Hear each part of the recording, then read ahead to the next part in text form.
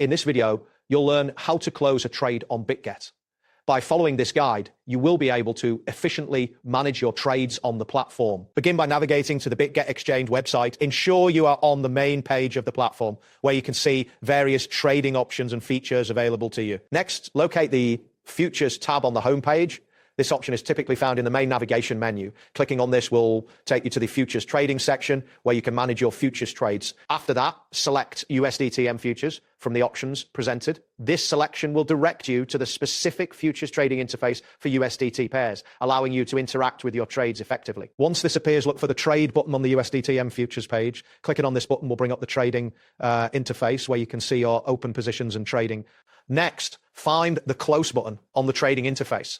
This will allow you to initiate the closing process for your open trade. After clicking this, you will see additional options for how you want to close your position. Following this, select the limit option. This choice enables you to set a specific price at which you want to close your trade, giving you control over your exit strategy. Now click on Available to see the quantity of your asset that is available for closing.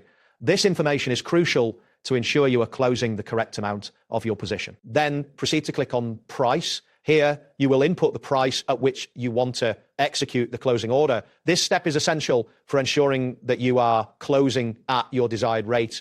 Next, click on Quantity to specify how much of your position you want to close.